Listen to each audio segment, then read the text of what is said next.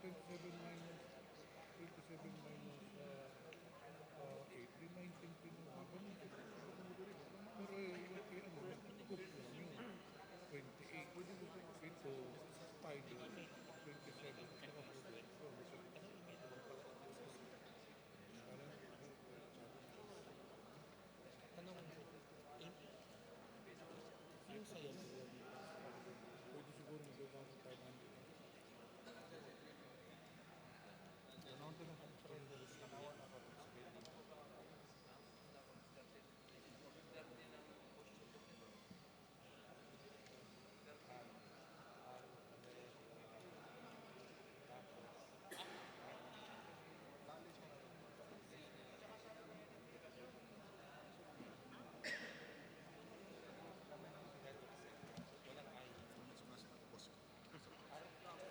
Yun na, RPC,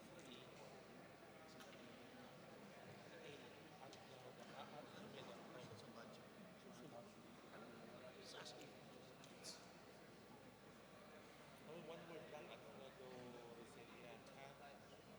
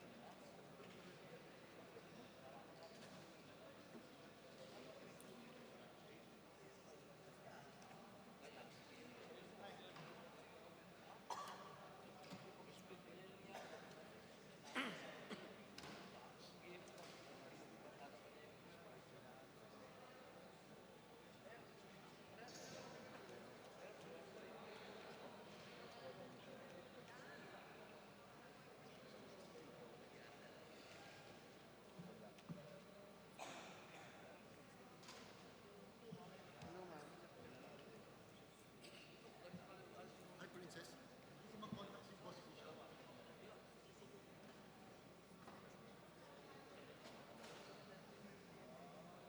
Hi, Boss. Nasa plenary ako. Nagka-courtesy si na Boss Mike, majority. Kung pwede daw i-approve na yung previous journal. Yun yung journal ng budget. Yung journal of the previous sessions. Yung journal includes the previous budget. Normally naman, normally daw kasi, tawag dito, mga question naman. Pero, tawag dito, normal din na alam mo.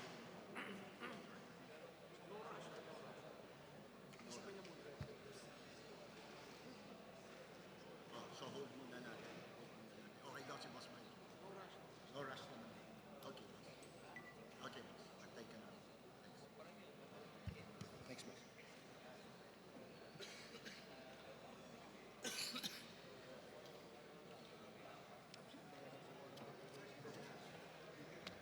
ISD.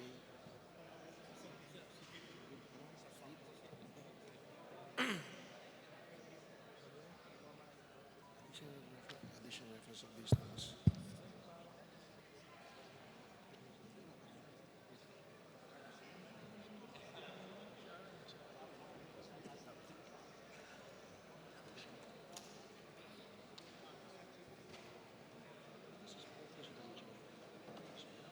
Session resumed.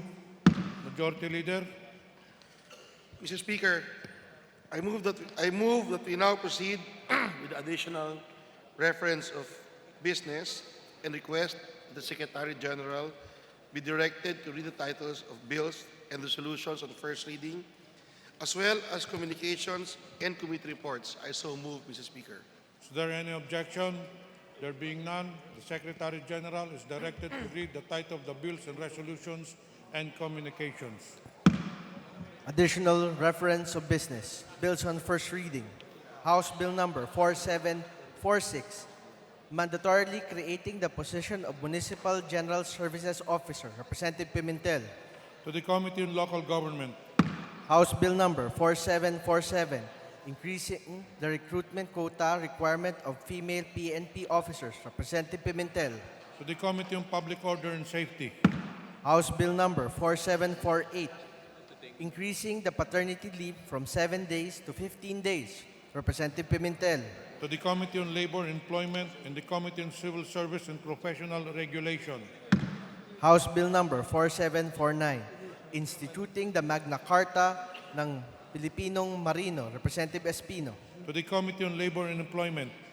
House Bill Number 4755, institutionalizing the the Warning Alert and Response Network 911 Act of 2016, or the WARN 911 as the nationwide emergency hotline number. Representative Pimentel. To the Committee on Public Order and Safety.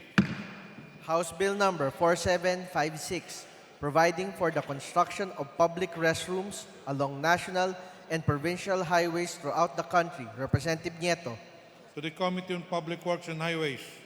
House Bill Number 4757, instituting PWD's Friendly Transportation Program in cities and urban centers of the country. Representative Nieto. To the Committee on Social Services. House Bill Number 4758, prescribing the honoraria or allowances of barangay officials at minimum wage levels. Representative Nieto. To the Committee on Local Government. House Bill Number 4759, providing for a national housing development, production, and financing program, regularizing its appropriation for its implementation. Representative Nieto. To the Committee on Housing and Urban Development. House Bill Number 4760, increasing the minimum wage of kasambahays. Representative Nieto. To the Committee on Labor and Employment. House Bill Number 4761, extending the period of validity of driver's license from 5 to 10 years. Representative Olivares. To the Committee on Transportation. House Bill Number 4762, allowing pets to be transported in public utility vehicles operating in the Philippines. Representative Olivares. To the Committee on Transportation. House Bill Number 4763, increasing the bed capacity of the Teresita Lopez Halandoni Provincial Hospital in Silay City, Negros Occidental from 100 to 300 beds, upgrading its services and facilities, authorizing the increase of its medical personnel. Representative Benitez. To the Committee on Health. House Bill Number 4764, institutionalizing the community-driven development approach as a national strategy for inclusive growth and social protection, mandating all national government agencies and departments, local government units, and other government instrumentalities to implement their community-based programs, activities, and projects. Representative Mangawang. To the Committee on Social Services. House Bill Number 4765, setting minimum standards for the operation of internet cafes. Representative De Los Santos.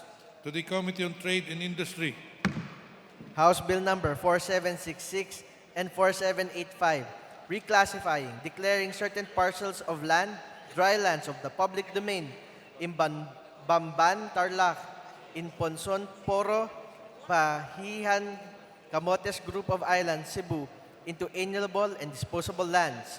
Representative Villanueva Noel and Frasco. To the Committee on Natural Resources. House Bill Number 4767 to 4772, creating the Clark Medical Hub, Clark Lung Center, Clark Children's Center, Clark Kidney Center, Clark Heart Center, and Clark Cancer Center. Representative Romero. To the Committee on Health. House Bill Number 4773 and 4786, establishing a district office branch of the LTO in Balangas, Misamis Oriental, and Liloan, Cebu. Representative Unabia and Frasco. To the Committee on Transportation. House Bill 4776, regulating the imposition of parking fees in shopping malls, hotels, and similar businesses or commercial establishment. Representative Escudero. To the Committee on Trade and Industry. House Bill Number 4777, establishing a system of registration for lease on registered lands. Representative Escudero. To the Committee on Justice. House Bill Number 4778, instituting reforms in land administration. Representative Escudero. To the Committee on Government Reorganization and the Committee on Natural Resources. House Bill Number 4779, strengthening the regulatory system in the country to combat counterfeit pharmaceutical products, declaring the manufacture, importation, distribution, sale, or offer to sale or possession of counterfeit pharmaceutical products as an offense involving economic sabotage. Representative Tan Angelina. to the Committee on Health, House Bill number 4780, mandating the payment of retirement benefits to SSS or GSIS members within a maximum period of 30 days from retirement date. Representative Gico. to the Committee on Government Enterprises and Privatization, House Bill number 4781, declaring acacia trees in Binaloan, Pangasinan as local heritage trees. Representative Gico. to the Committee on Natural Resources, House Bill number 4782, amending RA number 8972. Representative Gico. to the Committee on Revision of Laws, House Bill number 4783, converting the Batanes State College in Batanes into the Batanes State University. Representative Gato.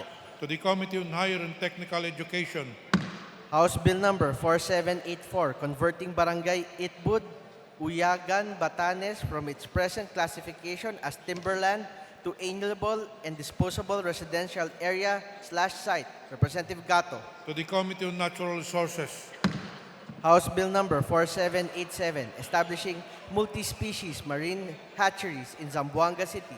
Representative Dalipe. to the Committee on Aquaculture and Fisheries Resources, House Bill number 4788, providing for the acquisition of material systems, facilities, integrated military systems, and services by the DND and its bureaus. Representative Biason. to the Committee on National Defense and Security, House Bill numbers 4789 and 4798, converting provincial roads in Mountain Province, Isabela and Ifugao into national roads. Representative Dalog and Chungalao. to the Committee on Public Works and Highways, House Bill number 4790, declaring every 30th of this November a special working holiday in recognition of Jesus Reigns National Worship Day. Representative Gatchalian. to the Committee on Revision of Laws, House Bill number 4792, institutionalizing the Pondo para sa Pagbabago at Pag-asenso program of the government. Representative Bulilla. to the Committee on Micro, Small, and Medium Enterprise Development, House Bill number 4793, establishing the National Financial Literacy Council. Representative Bulilla. to the Committee on Poverty Alleviation, House Bill number 4794, mandating LGUs to earmark a portion of their internal revenue allotment for free medicines to indigent patients in their jurisdictions. Representative Abueg Zaldivar. to the Committee on Local Government, House Bill number 4795, repealing Section 4C and 4D and Chapter 4, Section 89 to 95 of RA number 9593. Representative Pineda and Romero. to the Committee on Tourism, House Bill number 4796, establishing a comprehensive system for registration and licensing of social welfare and development agencies and accreditation of social welfare and development programs and services. Representative Ergel and Kanama. to the Committee on Social Services, House Bill number 4797, regulating the practice of civil engineering. Representative Gonzales Aurelio. to the Committee on Civil Service and Professional Regulation, House Bill number 4799, converting the Apolonia Molina Elementary School in Barangay Labaquids, Sandigan, Zamboanga del Norte into integrated school to be known as Apolonio Molina Integrated School. Representative Labad-Labad. to the Committee on Basic Education and Culture, House Bill number 4800, establishing a national disaster resiliency policy, creating the Department of Disaster Resilience. Representative Romualdo. to the Committee on Government Reorganization and the Committee on Disaster Management, House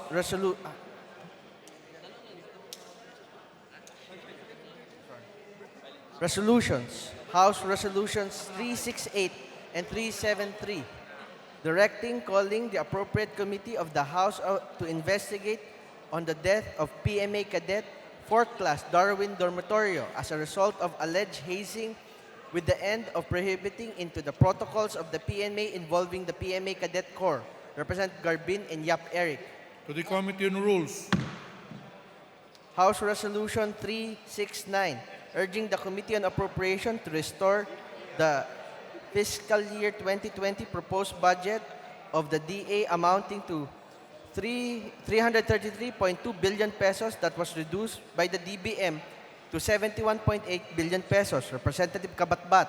to the Committee on Appropriations, House Resolution 370, directing the Committee on Justice to investigate on the death of PMA Cadet Darwin Dormitorio due to the barbaric act of hazing allegedly done by his upperclassmen. Representative Castelo. to the Committee on Rules, House Resolutions 371, urging the House Committee on Environment and Natural Resources to investigate the dredging activities in Apari, Cagayan. Representative Nolasco.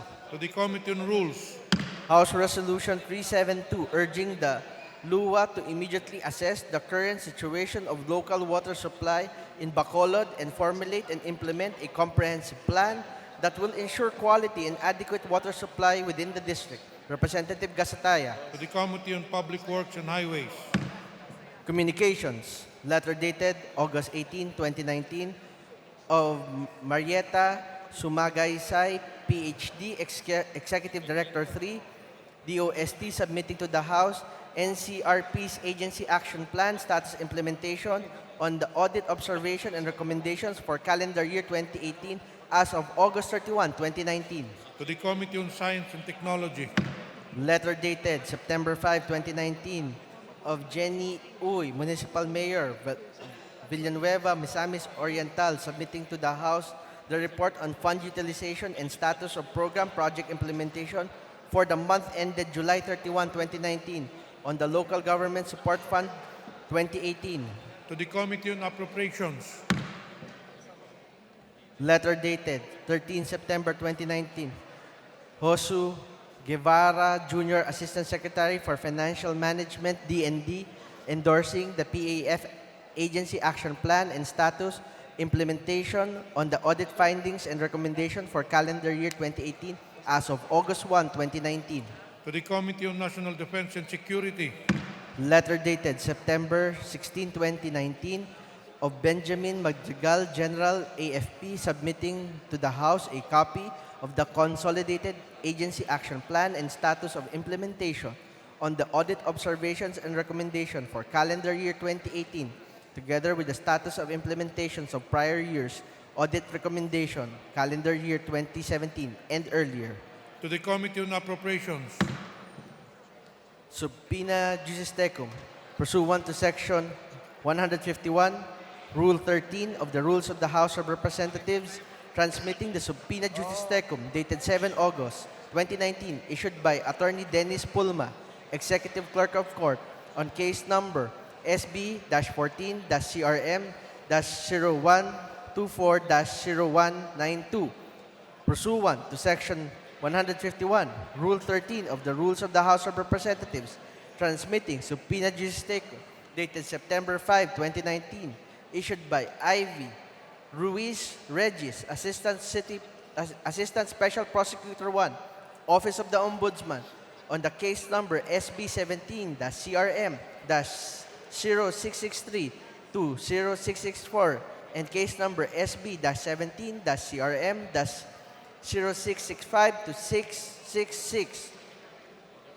pursuant to Section 151, Rule 13 of the Rules of the House of Representatives, transmitting to the Subpoena Juris Tecum dated 9 September 2019, issued by Marial Oqueño, Acting Director, PIAB-C, Office of the Ombudsman, on the case number OMB-C-C-17-0100.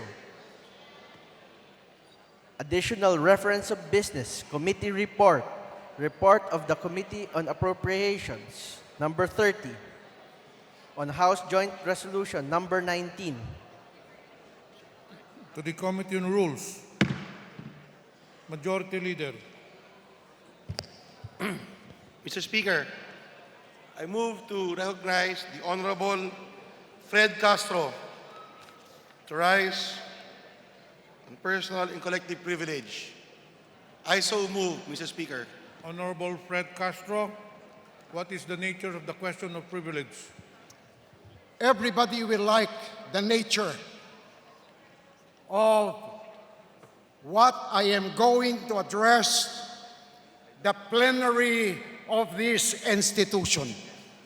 Please Because I proceed. know, Mr. Speaker, that they would not want to be contaminated by the epidemic of African swine fever arising from the alleged pork barrel in the General Appropriation Bill that was approved by the plenary last week, Mr. Speaker. Please proceed, Honorable Castro. Mr. Speaker, my dear colleagues,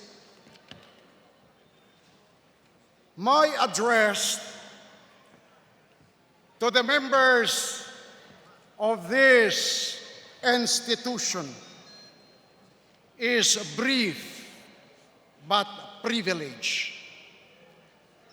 But initially, let me convey my commendation to the members of the House, to the leadership, and to all those who exhibited the highest degree of statesmanship displayed by their cooperation and support for the record time passage of the General Appropriation Bill, which is supposed to be the 2020 General Appropriation Act of the Republic of the Philippines, the moment that it is signed by the President of this country.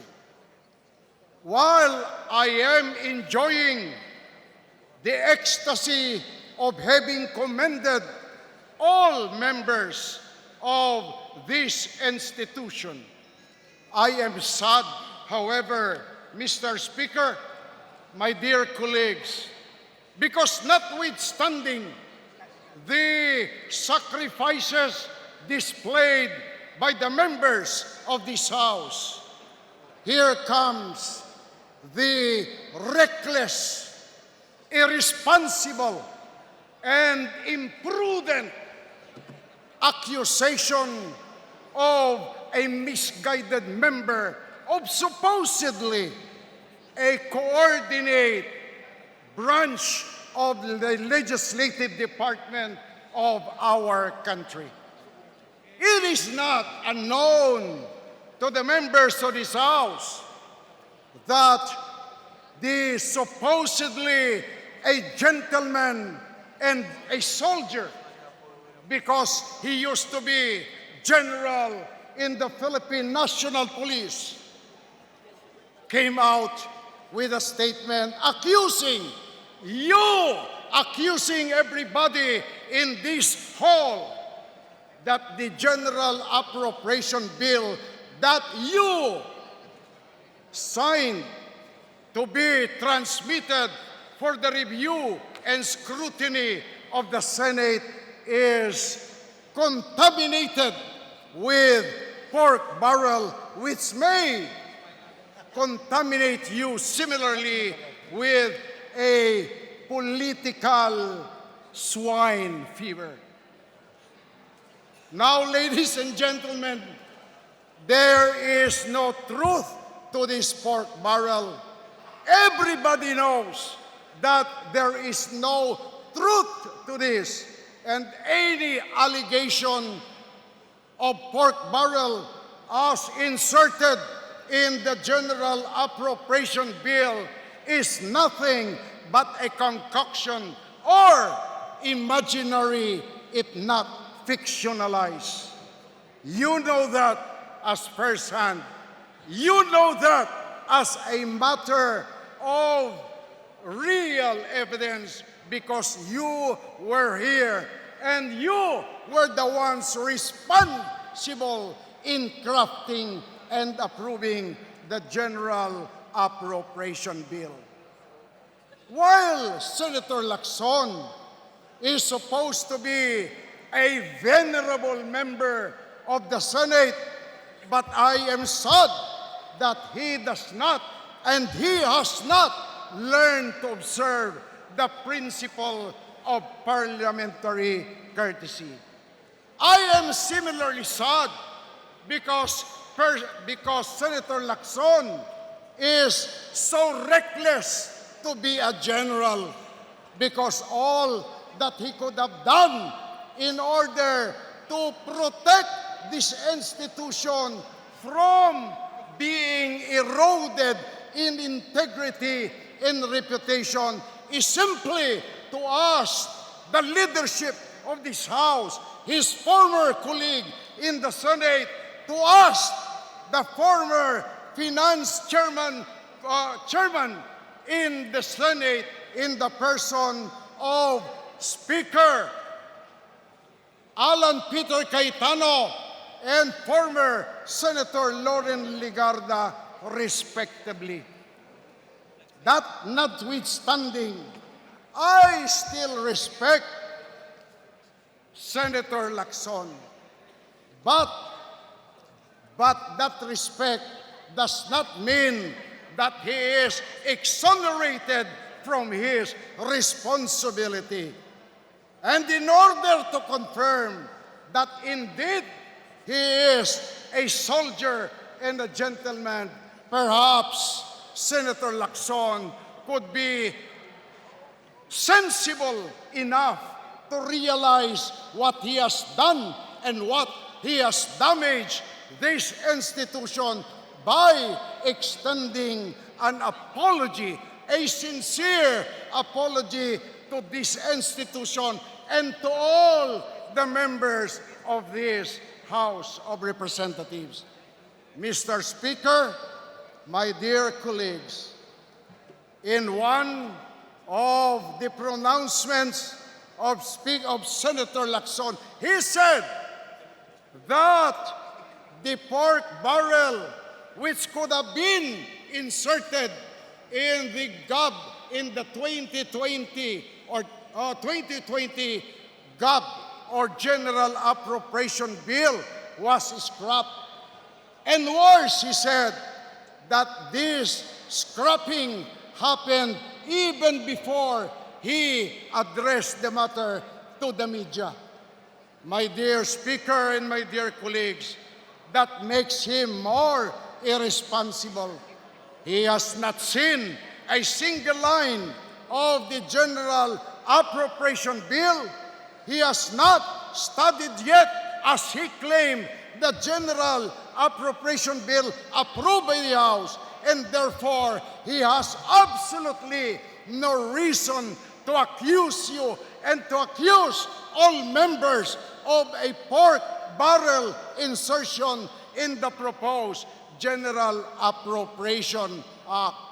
And Mr. Speaker, my dear colleague, if indeed under the assumption, but which I do not believe, that there was indeed a scrapping of this pork barrel in the approved GAB, why in the first place, if it was scrapped, he would still bring this matter to the attention of the media. An act that could not be interpreted more than reckless and irresponsible, if not intentional. My dear colleague, again, let me reiterate, I will only believe that Senator Lacson deserves to be called a soldier and a gentleman because of this irresponsible and reckless act that has damaged not only the reputation of this institution, but more importantly, the reputation and integrity of each and every member of this House, especially the newcomers who have come with their idealism in these halls intact. He should and must apologize to this institution and to all of you, my dear colleagues.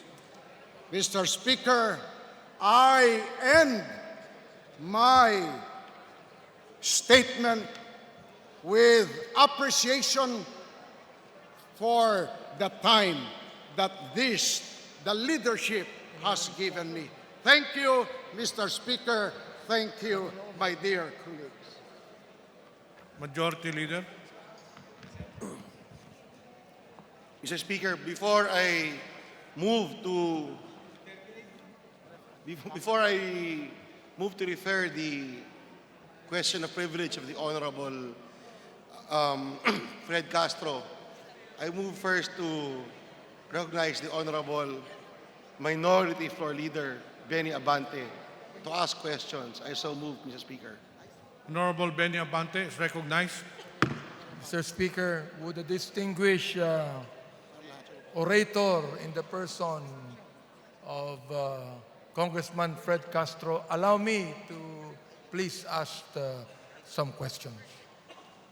It is always an honor to be interpellated by the distinguished minority leader of this House. Mr. Speaker, Your Honor, do you believe that Senator Lacson, who you have said to be an officer and a gentleman, a liar in his statement? I don't believe that he is a liar, but what I could say is that he is reckless and irresponsible. I say so because he came out with this statement without first verifying the authenticity of his statement. You mean to tell me, Mr. Speaker, Your Honor, when you said that Senator Lacson is irresponsible and reckless, it means that he is acting like a little child, Mr. Speaker. He may not be acting like a little child, but perhaps it could be more appropriate to say that he is thinking like a little child. So, Mr. Speaker, it would be appropriate to say that Senator Lacson is a picture of immaturity and responsibility. Kung sa pulong na Tagalog, he may not be picture of immaturity. But what I could say is that his picture of someone na mero na isip bata.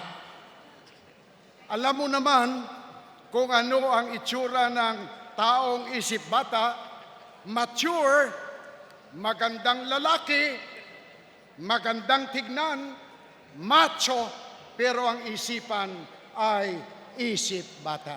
Okay. Mr. Speaker, Your Honor, do you also believe that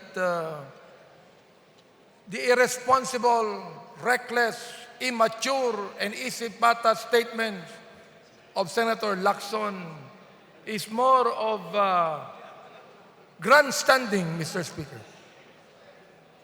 Well, if someone or if a person is isip bata, someone who is isip bata could not even think of grandstanding.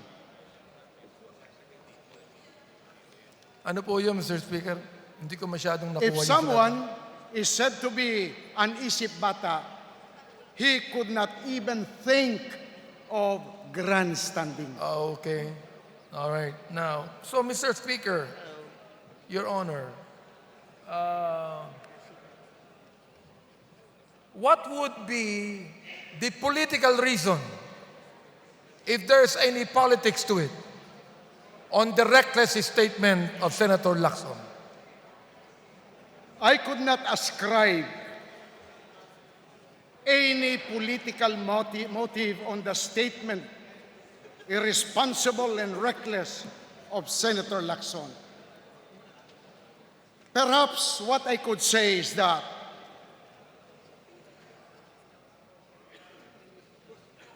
what he did is simply a misguided habituality. Why? Because in our 2019 budget. He also accused the House of Representatives of having inserted pork barrel in the 2019 budget. They had all the opportunity in the Senate to examine the line budgeting and even the lump sum allocations in the 2019 budget or General Appropriation Act, but never have they come out, or never has Senator Lacson presented any item that could be a pork barrel. Okay. Therefore, considering that his habituality to come out with a statement reckless and irresponsible as he came out for the General Appropriation Bill of 2020 or 2019 for 2020 General Appropriation Act, this representation could say that being a pork barrel, anti-pork barrel crusader, whether or not his accusation is imaginary, whether or not what he believes is fictionalized, he will just come out with a statement accusing the House of Representatives because it has become an irresponsible instinct or reaction in his person to accuse all the time the House of Representatives of misdoing or mistake or culpability by inserting or allegedly inserting pork barrel materials in any general appropriation bill. Mr. Speaker, the reason why I asked my friend Congressman Castro the question of him being a liar, because Bishop Eddie Villanueva made a statement, being a deputy speaker, that what Senator Lacson said is a big lie. Mr. Speaker. I still maintain that Senator Lacson, in me, is not a liar, because I said that he acted and blurted an irresponsible statement. Why irresponsible? Because there was no verification on how authentic his source was.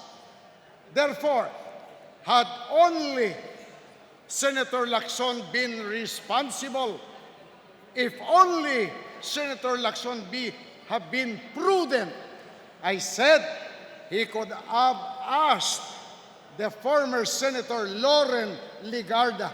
He could have asked the leader of this institution, Speaker Peter Alan Cayetano, on whether or not his information is verified, true, and correct.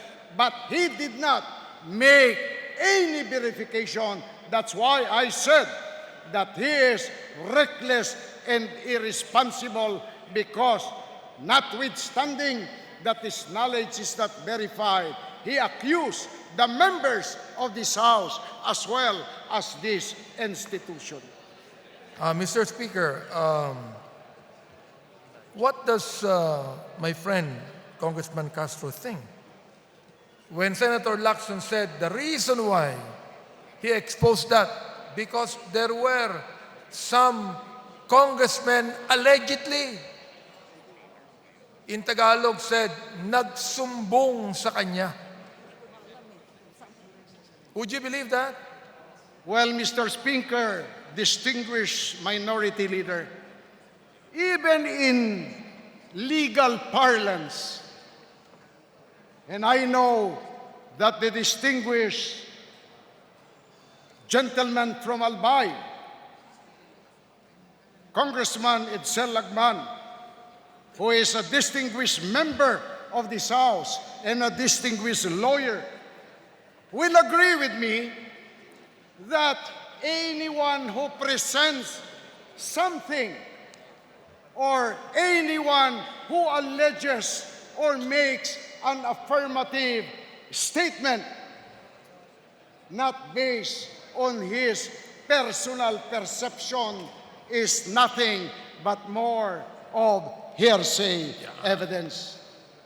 Therefore, on the basis of this observation, considering that he did not say on whether indeed there is a pork barrel, he did not verify himself that there is written a pork barrel in the approved General Appropriation Bill approved by the House of Representatives, but simply relied on what was told to him, more confirms that he is reckless and irresponsible because he blurted out that accusation against the members of the House without verification. Although I may hasten to add that I sympathize with our good friend Senator Pampilo Lacson because he is a victim of a misrepresentation that allegedly the members of the House have inserted pork barrel in the approved General Appropriation Bill. A victim of misrepresentation, Mr. Speaker. Yes, Well, misrepresentation by the alleged member of the House who purportedly gave him the information that indeed the General Appropriation Bill approved by the House contains pork barrel. well, perhaps, Mr. Speaker, Your Honor, he realized later that it was a mistake for him to say that he retracted his statement. Pero meron siyang palusot na ang sabi niya, we need draw ng leadership. What do you think about that, Mr. Speaker, Your Honor? To me, it's lame, downright lame excuse to escape the responsibility of what he accused the House of Representatives. It's lame, it is unbelievable, and perhaps I will gamble saying that explanation or that excuse is similarly fictionalized in the same way that his accusation against the House and against the members of this House is fictionalized and put in simple terms, imaginary. Mr. Speaker, Your Honor, therefore, do you believe that Senator Lacson owed this House an apology for such an irresponsible and reckless statement? Not only apology because of that irresponsible and reckless statement, but more importantly, it is the apology is demanded by his being a soldier and a gentleman and a member of the Senate. Therefore, Mr. Speaker, Your Honor, as I end my interpellation to my good friend today, he said that Senator Lacson is both an officer and a gentleman. Therefore, Mr. Speaker, I demand that Senator Lacson issue an apology to this House, Mr. Speaker. Thank you very much. Mr. Speaker, Minority Leader, I would like to thank the Minority Leader, the distinguished Minority Leader, for having given this representation the honor of being interpellated. Mr. Speaker, Majority Leader. Mr. Speaker, I move to recognize the Honorable Michael Defensor of, of party list Anak Kalusugan. I so move, Mr. Speaker.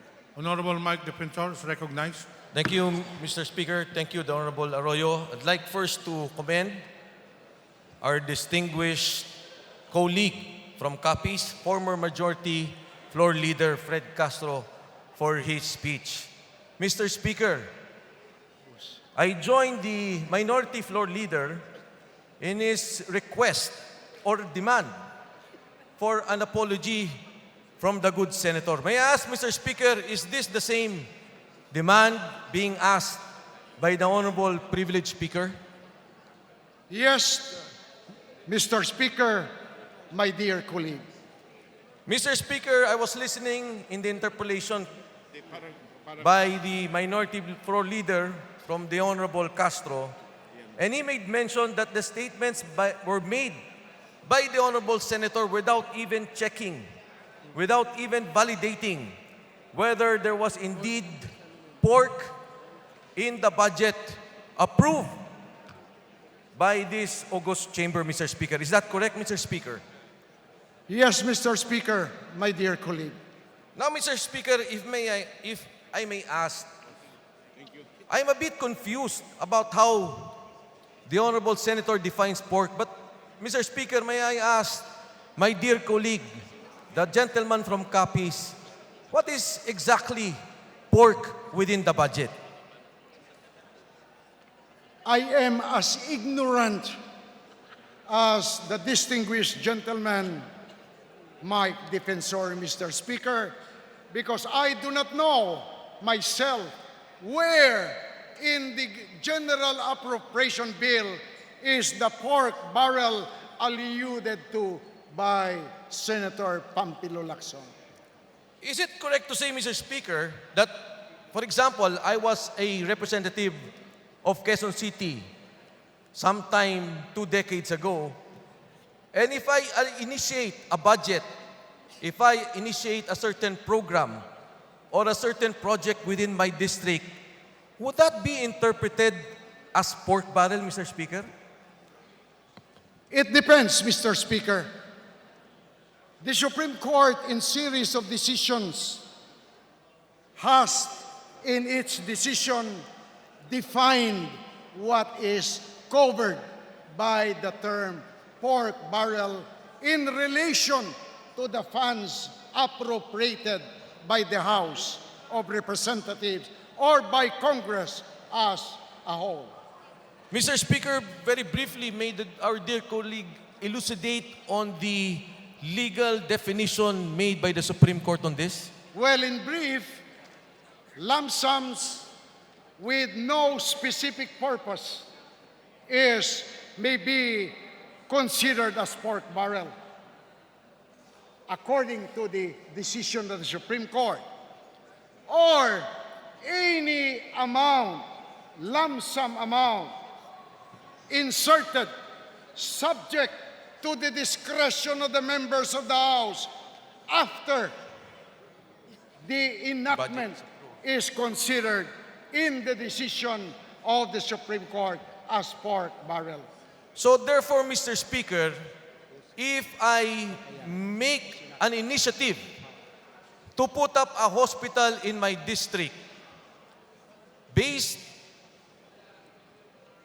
on the amendments that I may institute within the budget, that will not be considered pork barrel. It is a line item, Mr. Speaker, my dear colleague, because the purpose is there. It is for the hospital that you would want to be constructed in your district. Now, Mr. Speaker, if there will be, let's say, flood control projects or maintenance of roads budget, would that be construed as pork barrel? It depends, Mr. Speaker, my dear colleague, that if the line item states the area, the area or the road that will have to be subject of this allocation, then it could not be a pork barrel. Now, Mr. Speaker, if I may dwell into this discussion a little longer, I am newly elected. And now, immediately, the budget is presented just a month ago. And all of a sudden, Mr. Speaker, I say, as a health advocate, we want to set up a general fund for hospitals.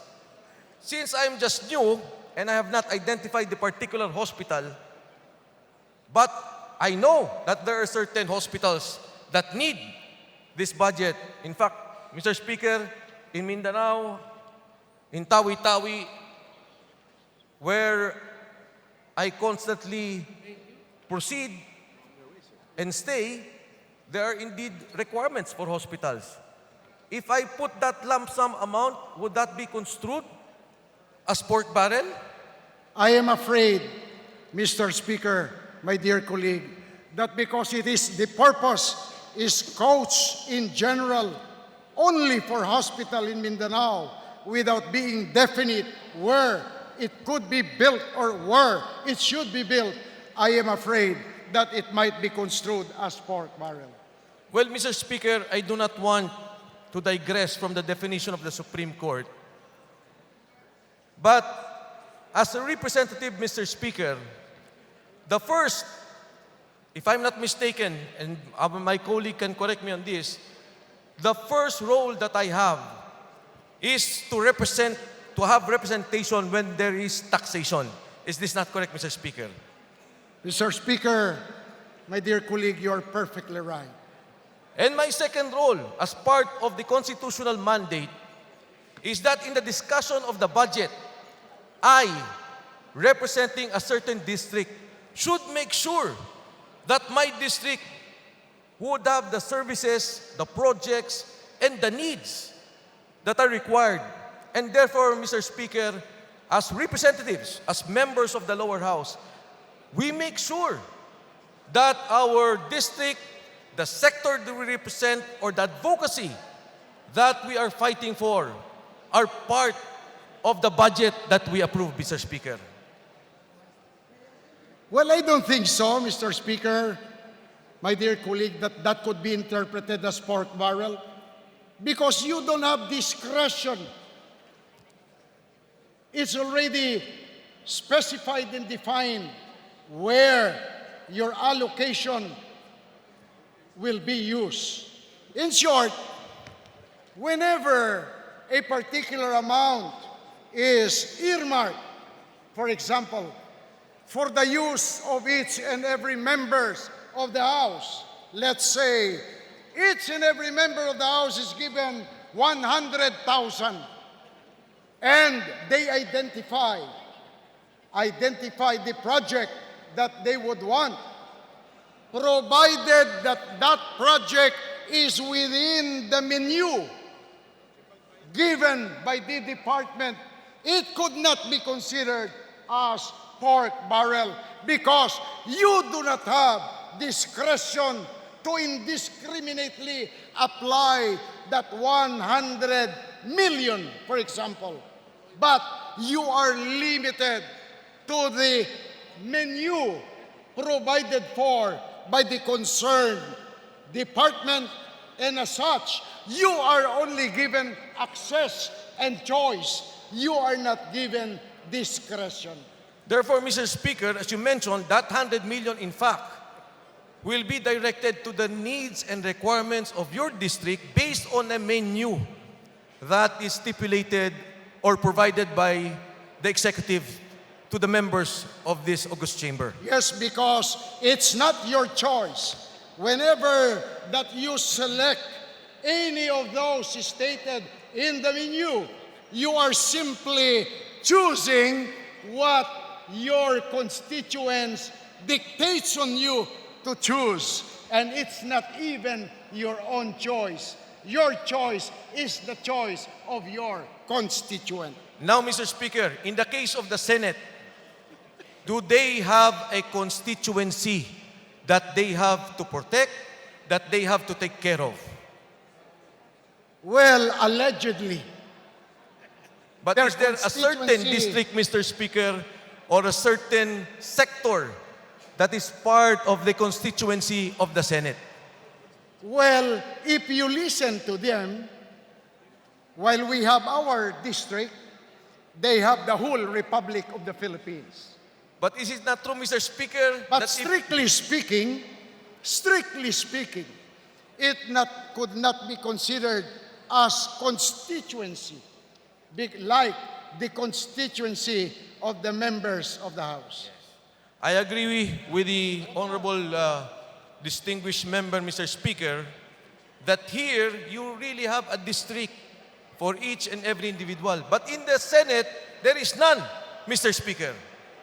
That's why, as and by way of perhaps an icing to their position, they say that their constituency is the whole Republic of the Philippines. So besides, Mr. Speaker, from demanding an apology from the Honorable Lacson, would you also advocate taking out a budget from the Senate, no initiative coming from them, since they do not have a constituency anyway? Well, if that is provided for by the Constitution, and considering that they do not have any constituency, I do not see the logic why they should be given funds to be disposed of in the same manner that congressmen are given the access and choice for their constituents. I hope, Mr. Speaker, that the Honorable Privileged Speaker will be given a chance to sit in the bicameral conference committee so that all initiatives coming from the senators will be taken out, because the budget for them should be given to the district representatives and the different representatives here advocating for certain sectors and protecting certain services. Yes, as may be requested by the gentleman from the party list,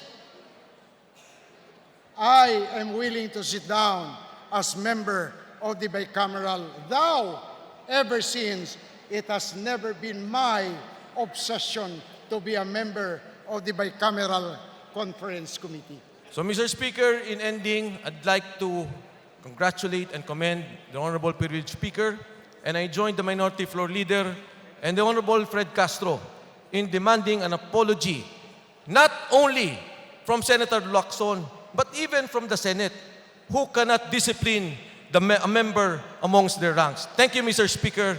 Thank you, Honorable Privileged Speaker. Thank you, Mr. Speaker. Thank you, my dear colleague. Majority Leader. Mr. Speaker, I move that the question of privilege of Representative Castro as well as the interpellations thereon be referred to the Committee on Rules. Is there any objection? The chair hears none. Motion is approved. Majority Leader. Mr. Speaker, we'd like to greet some guests in the gallery. These are the guests of the Honorable Edsel Lagman, Joey Salceda, and Fernando Cabredo from the 1st, 2nd, and 3rd districts of Albay, respectively. These are Vice Governor Edsel Greco Grex Lagman, board members Jesus Salceda Jr., Reynaldo Bragais, Baby Glenda Bongao, Dante Arandia, Melissa Abadeza Armadilla, Neil Montaliana, Eva Ribaya, and Joseph Lee, ABC President, as well as Grace Magdamit, Sangguniang Panlalawigan Secretary, and PCL President Jeskiel Richard Salceda. To the guests of Representative Lagman, Representative Cabredo, and Representative Salceda, welcome to the House of Representatives. Majority Leader. Mr. Speaker, we'd also like to greet the guests of the Honorable Eddie Bong Plaza of the 2nd District of Agusan del Sur and Alfel Bascug of the 1st District. These are guests from the Bayugan Water District, Bayugan City, Agusan del Sur, General Manager Felipa M. Asis, Chairman of the Board, Fortunato Paway, Alan Santiago, Board of Director, Felix Uy, Board of Director, Abelardo Reyes, Board of Director, Arnold Madula, and Gil Marie Declaro. To the guests of Honorable Bascog and Honorable Plaza, welcome to the House of Representatives. Majority Leader, We'd also like to greet the guests of the Honorable Angelo Marcos Barba of the 2nd District of Ilocos Norte. These are grade 12 students from Miriam College, Miss Francesca Garvida and Miss Ana Caril Mendoza. to the guests of Honorable Barba, please rise. You are welcome to the House of Representatives. Majority Leader, And finally, Mr. Speaker, we'd like to greet the guests of the Honorable Manuel Waicorat Zamora from the 1st District of Compostela Valley Province and Ruel Peter Gonzaga from the 2nd District. These are guests from the Schools Division Office of that province, OIC SDS Reynante Solitario, OIC ASDS Phoebe Gay Refamonte, Chief CID Josie Bolofer, Chief SGOD Ruben Reponte, EPS Eldecris Calzadora, Naomi Canales Grace Pontillas, PSDS DCP Diomedes Calicdan, Noel Canales, and Donato Huayang, SPIV Geraldine Perez, SP2 Felixberto Liray, AOV Norberto Manlangit, and Nissan Cal, Engineer Marie Chris Dalumpines, AOIV Randy Cañeda, Marion Espinoza, Earl Tumampos,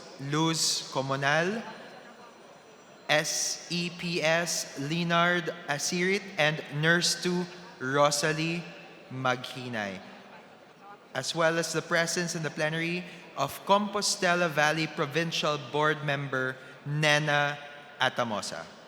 to the guests of Honorable Gonzaga and Honorable Zamora, welcome to the House of Representatives. Majority Leader,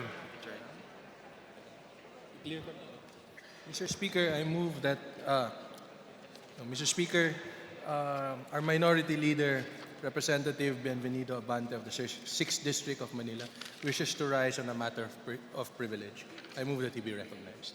Honorable Abante, what is the nature of the question of privilege? Mr. Speaker, I rise on the question of personal and collective privilege. I am being bothered by what is happening according to some news report, Mr. Speaker. Honorable Abante, please proceed. Well, I believe that each one of us ought to be bothered by this. This is really worrisome, Mr. Speaker. For example, I'm holding here in my hand some news report. September 16, CNN Philippines, recycling of illegal drugs seized during buy-bust operations. It's still rampant among some corrupt cops. The head of the agency at the forefront of the administration's drug war said Monday. It further says, Mr. Speaker, when they seize drugs, maybe half of those will be surrendered or yun lang ang ipapalabas na yun lang ang naseize nila. The other ones are being kept either for future operations or the worst of it, they sell the drugs. Philippine Drug Enforcement Agency Director General Aaron Aquino said. Aquino said that 22 billion peso worth of illegal drugs remain in the government's inventory.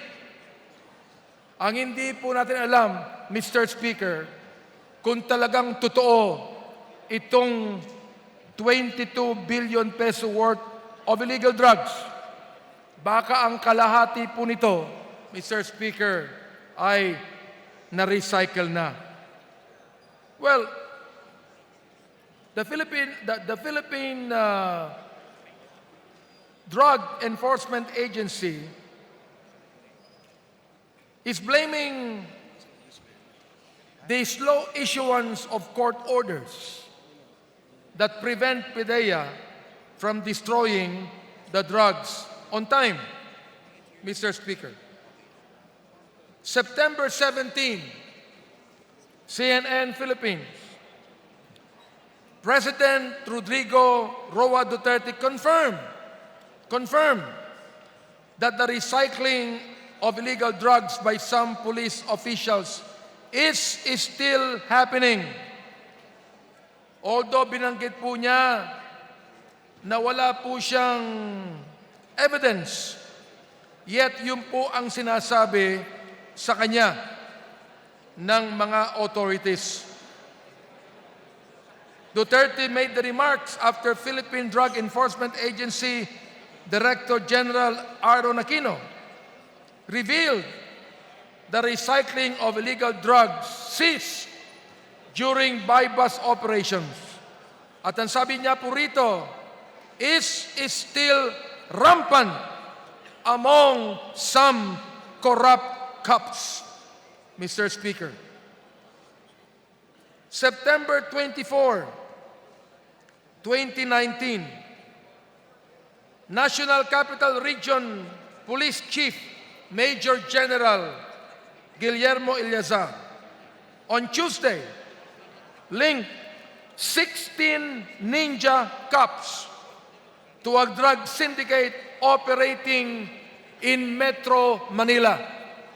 Mr. Speaker, not operating somewhere in Mindanao or somewhere in a faraway area in the Philippines, but right here in Metro Manila, Mr. Speaker.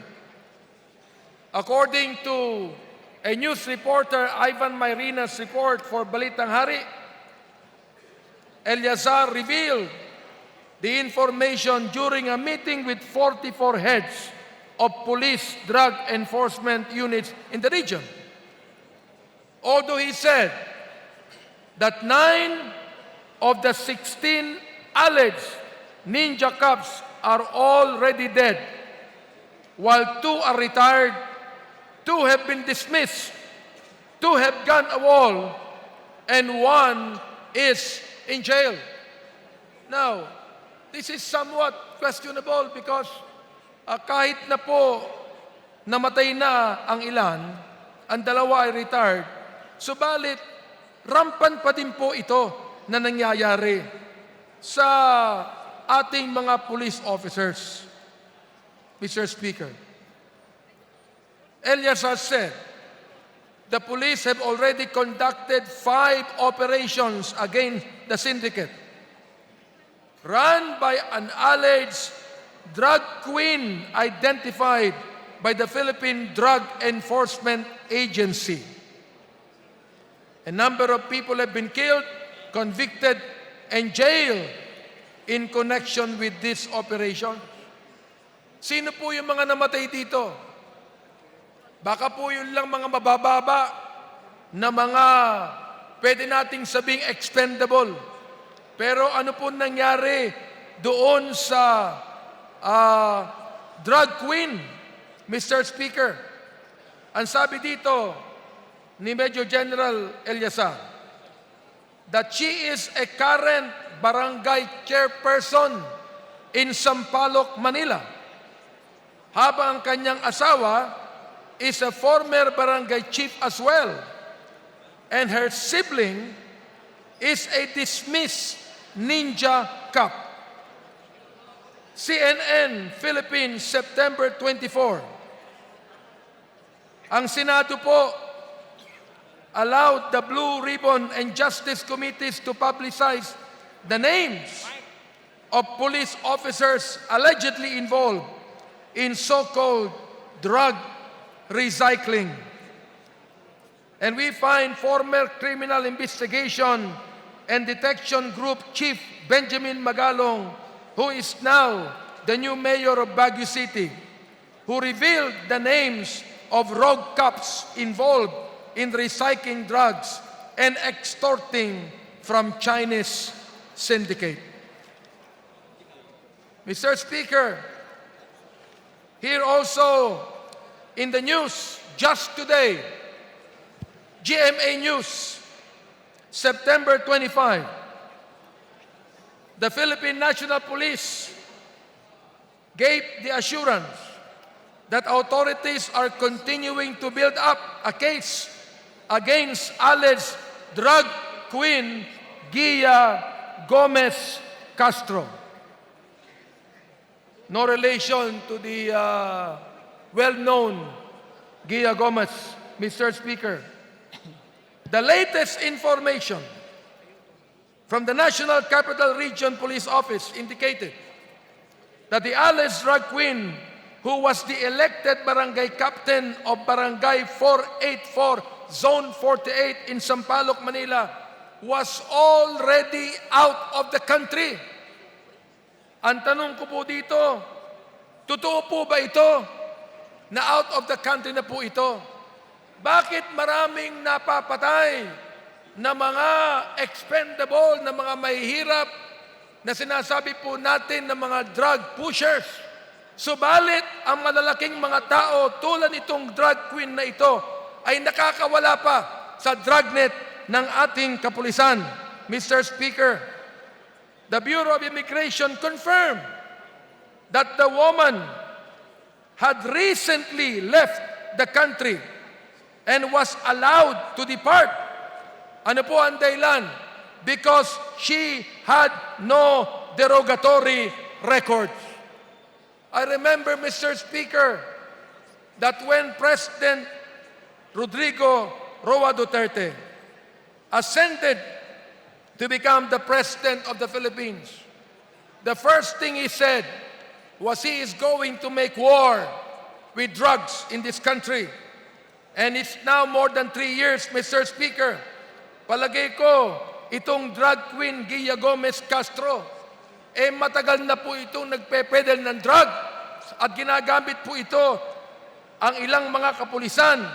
Bakit ngayon lang po ito na-expose? At ang tanong, bakit po ito ay wala na sa ating bansa?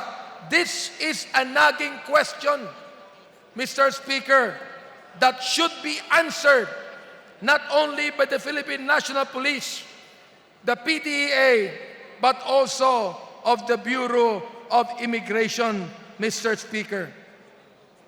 Mr. Speaker, I am here speaking out in a privileged speech sapagkat kung nakakawala po itong drug queen na ito at siya'y nakakaalis ng bansa na ang sabi ay nagpunta po ron sa Thailand, how many more of big drug lords in this country are able to escape prosecution, Mr. Speaker? I am going to file a resolution, Mr. Speaker, to investigate in aid of legislation this nagging problem that we have, that we ought to worry about among our children, among our young people, among our countrymen.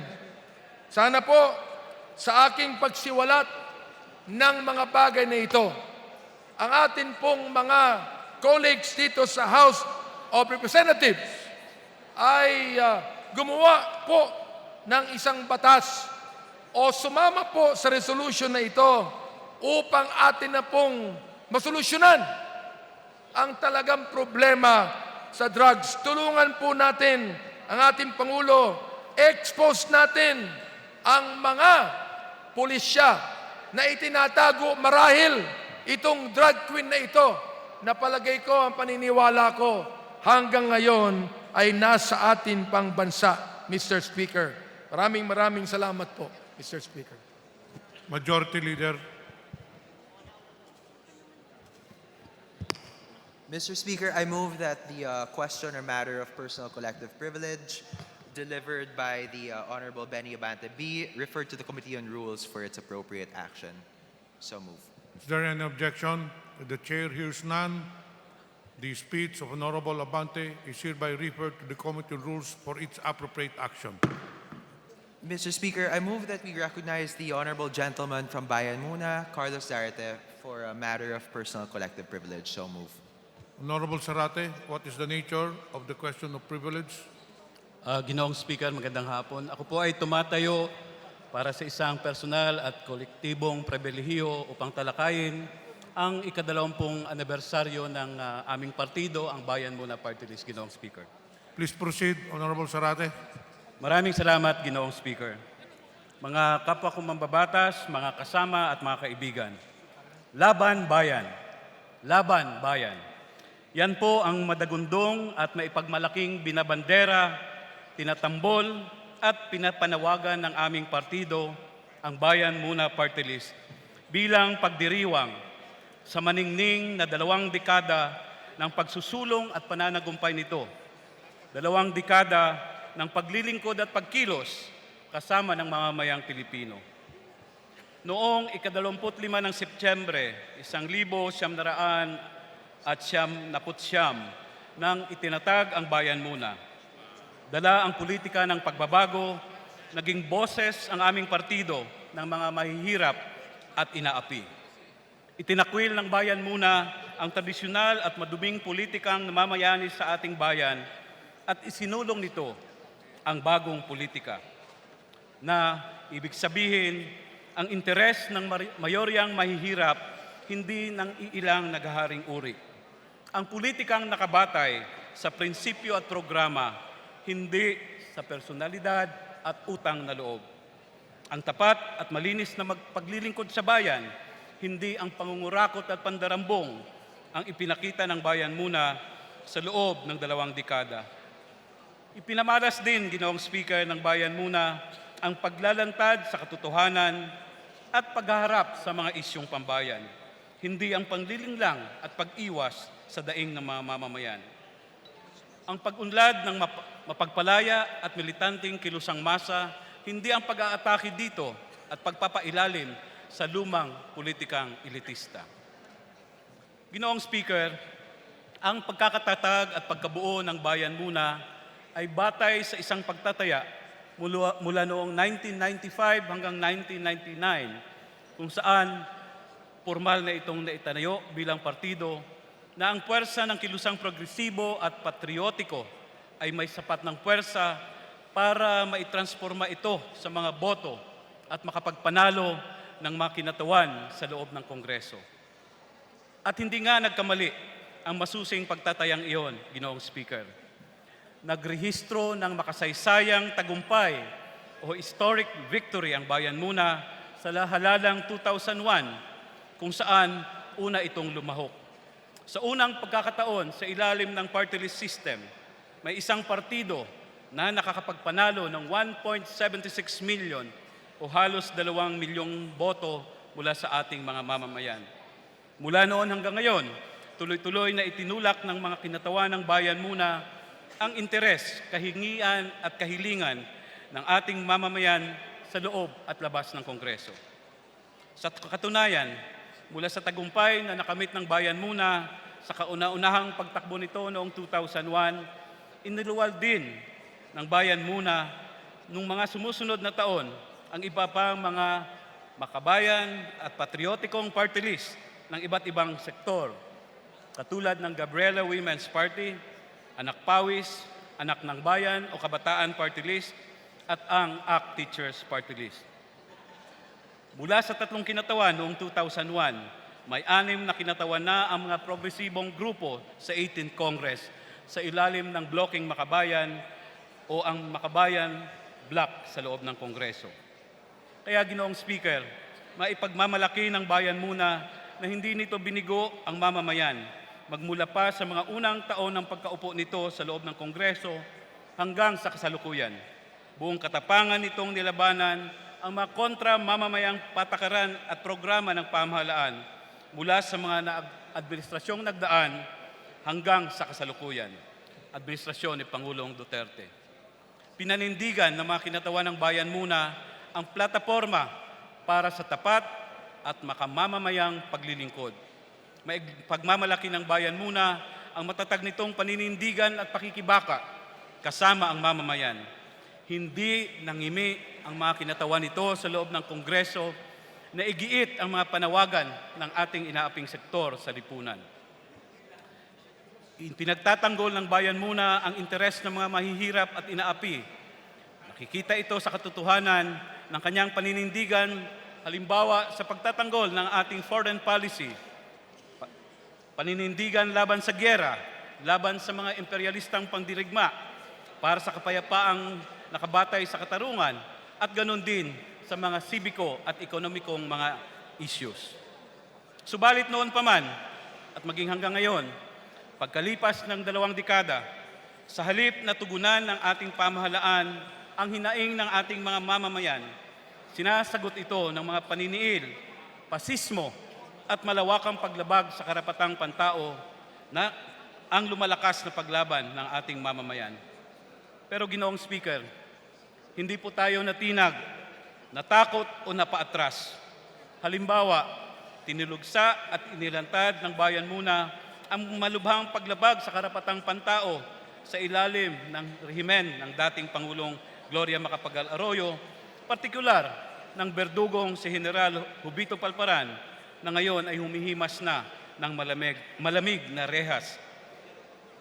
Napagtagumpayan din ng bayan muna ang mga direktang atake sa mga kinatawan nito, katulad ng mga tangkang pagpapakulong na naranasan ng mga tinaguriang Batasan 5 na sina Castro, ang namayapang si Kapaeng Mariano, Teddy Casino,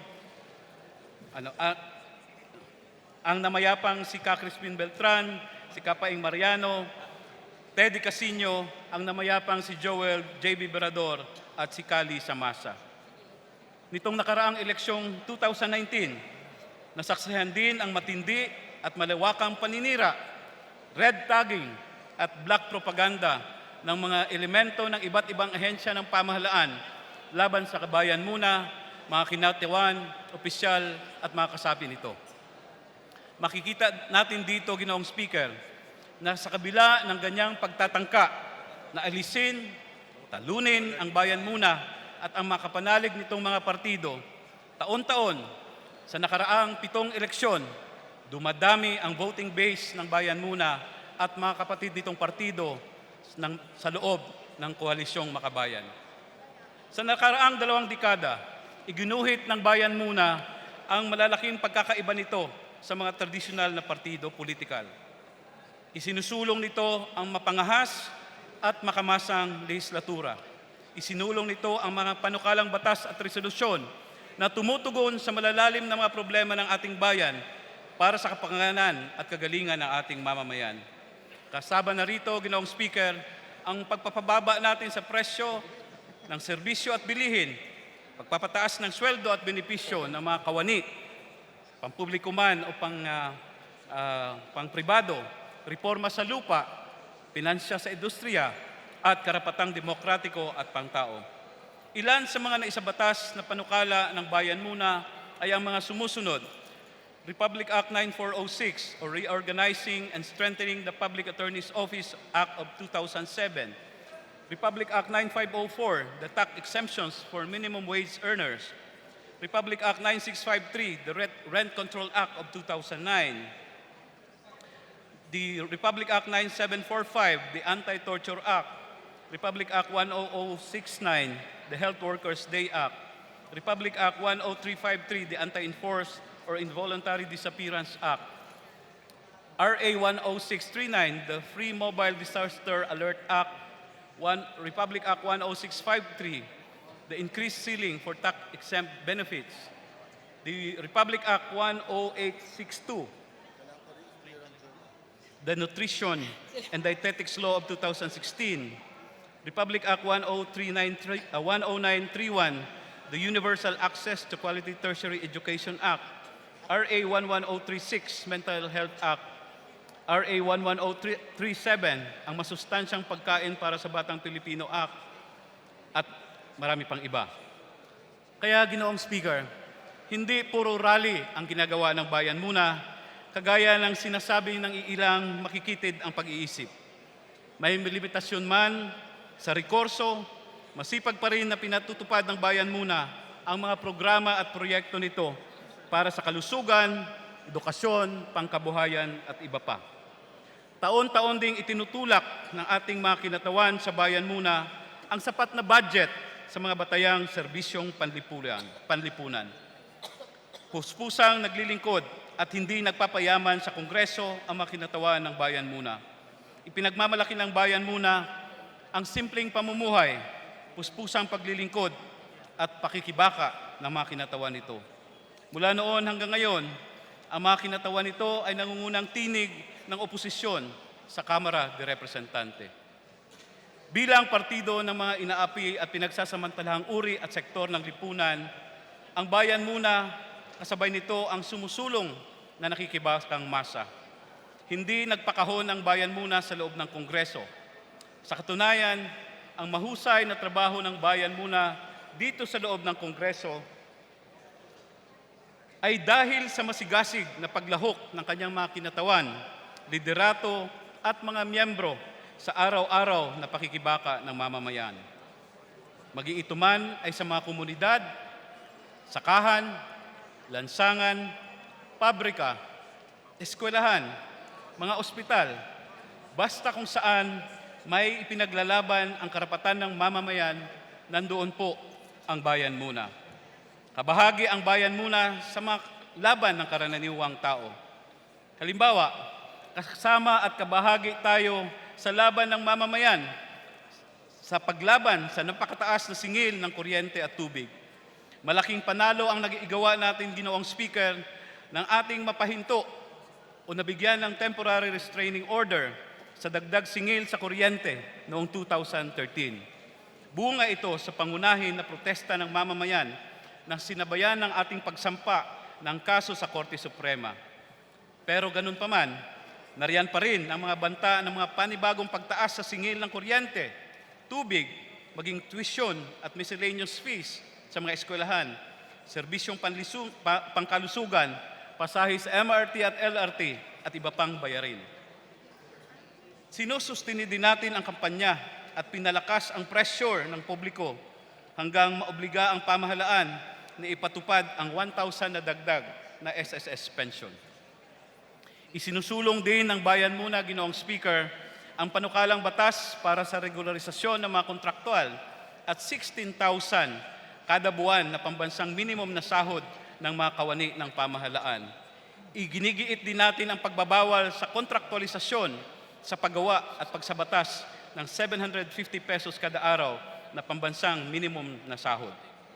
Sa kabuuan, nakasandig ang lakas ng bayan muna sa masiglang kilusang masa. Buo ang tiwala nito sa sama-sama at kolektibong pagkilos ng mamamayan. Naninindigan at kumikilos ang bayan muna sa loob at labas ng Kongreso kasama ng mamamayan. Pero, Ginoong Speaker, tuloy-tuloy pa rin ang ating laban.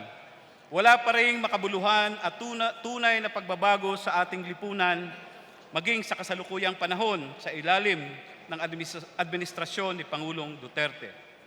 Lalong lumulubha pa rin ang kalagayan ng ating nakararaming mamamayan. Taliwas sa sinasabi nitong change is coming nung ito ay maluklok o bagong maluklok sa Malacanang, itinutuloy lamang at pinapasahol pa nga ng kasalukuyang administrasyon ang mga neoliberal na patakarang liberalisasyon, deregulasyon at privatisasyon ng mga nakalipas na mga administrasyon. Ito ang nasa likod ng abot langit at tumataas pang presyo ng bigas, pangunahing bilihin, langis, bayarin, serbisyong pangkalusugan at iba pang mga pangunahing produkto katulad ng palay at niyog na bumabagsak ang presyo sa kasalukuyan. Tuloy-tuloy pa rin ang paglala ng kahirapan at pagkawala ng batayang serbisyong panlipunan, samantalang lalong sumasahol din naman ang korupsyon at katiwalian sa pamahalaan.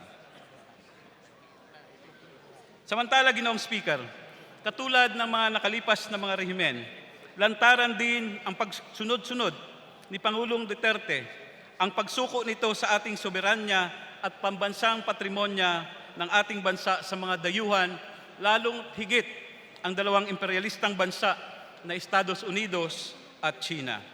At mas masahol pa, sa kasalukuyan, ang lantad na pasistang kalupitan at tiraniya ng pamahalaang Duterte sa ating mga mamamayan na sinasalamin sa mga mapanupil na mga patakaran katulad ng Memorandum Order No. 32, Executive Order No. 70, Marcelo sa Mindanao, at ang iniresulta nitong mga libo-libong naging biktima ng extrajudicial killings, mga sapilitang pagdukot, dislokasyon at iba pang malawakang paglabag sa mga karapatang pantao.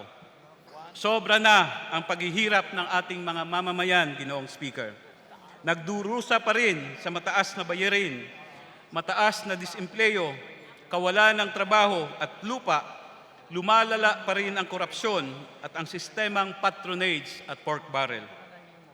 Sa kabilang banda, nakaambang rin sa kasalukuyan tulad din ng mga nakaraang administrasyon, ang chacha or charter change na tanging ang makikinabang lamang ay ang kasalukuyang administrasyon ni Pangulong Duterte, mga kaalyado nito, mga lokal na borgesya at dayuhang kapitalista na siyang makikinaban.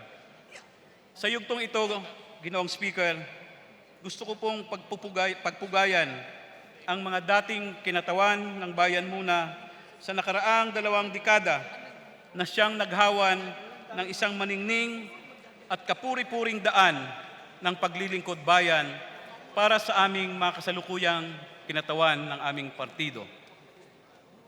Sina Casa Toro Campo, si Ka Crispin Beltran, Ka Lisa Masa, Ka Sigfred Didoro, Ka Joel J.B. Virador, Ka Teddy Casino at si Ka Nery Colmenares. Pinagpupugayan din natin, Ginoong Speaker, ang aming mga kasamahang nakakulong sa kasalukuyan dahil sa mga gawa-gawang kaso at patuloy na paniniil ng ating pamahalaan, katulad ni kasamang Vicente Ladlad, ang aming National Director for Organization na kasalukuyan ay nakapiit sa bikutan kasama ng ilan pang mga bilanggong politikal. Taas kamao rin akong nagpupugay sa mga kasapian at pamunuan ng bayan muna na naging mga martir at nag-alay ng kanilang mga buhay para sa pagsulong ng politika ng pagbabago, katulad ni Nicanor de los Santos, Attorney Juby Magsino, Leima Fortu, Jose Pepe Maligdig III, Noli Capulong, Neptali Morada, Alice Claver, Cristina Jose, Fernando Baldomero, Rafael Marcos Bangit, Randy Malayaw, Toto Patigas, at si Bay Lea Tumbalang at daan-daan pang iba. Sa loob ng 2 dekada, Ginoong Speaker, marami nang nagawa ang bayan muna upang isulong ang mga kagyat at pangmatagalang kahilingan ng ating mamamayan. Pero marami pa tayong dapat gawin. Kasama ang malawak na mamamayan, nakapagkamit ang bayan muna ng mga tagumpay, mayamang karanasan at mahalagang aral nitong nakaraang 2 dekada. Kaya bitbit ang 2 dekadang pagsasabuhay ng politika ng pagbabago, handa ang bayan muna at laging magiging handa para suungin pa ang mas malalaking laban tungo sa tunay na pagbabago. Bayan muna ang ating partido, bayan muna ang ating panawagan. Kampyon ng mahihirap at api, laban sa korupsyon at abuso ng gobyerno, sulong sa ibayong tagumpay, laban bayan. Maraming salamat, Ginoong Speaker. Majority Leader. Mr. Speaker, I move we refer the question of personal privilege of the Honorable Zarate to the Rules Committee for appropriate action. I so move, Mr. Speaker. Is there any objection? The Chair hears none. The speech of Honorable Carlos Zarate is hereby referred to the Committee on Rules for its appropriate action. Majority Leader. Mr. Speaker, before we approve the journal of the previous sessions, specifically Journal 18 and 19, September 10, 13, 16 to 20, and September 23, I would like to first recognize the Honorable Dagook for his specific corrections. I so move, Mr. Speaker. Honorable Dagook is recognized. Thank you, Mr. Speaker. As mentioned by the Majority Leader, I have some corrections on the interpellation I have made with the proposed budget of the Energy Regulatory Commission, which under the journal states that I move to investigate electric cooperatives violating the allowable range of voltage magnitude and to revisit the existing grid code. The correct statement in my interpellation, Mr. Speaker, is that I am conveying to the Energy Regulatory Commission to investigate the players. Mr. Speaker, the majority accepts the corrections to the journal. Mr. Speaker, there being no more corrections to the journal, I move that we approve journals 18 and 19. I so move, Mr. Speaker, as corrected, Mr. Speaker.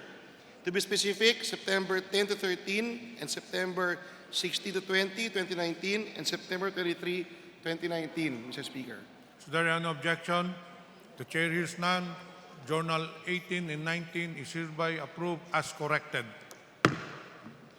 Majority Leader, Mr. Speaker, may we recognize, acknowledge the presence of the guests of the Majority Leader, the Honorable Ferdinand Martin Romualdez, and Tingog Sinirangan Party List Representative, the Honorable Yada Marie Romualdez.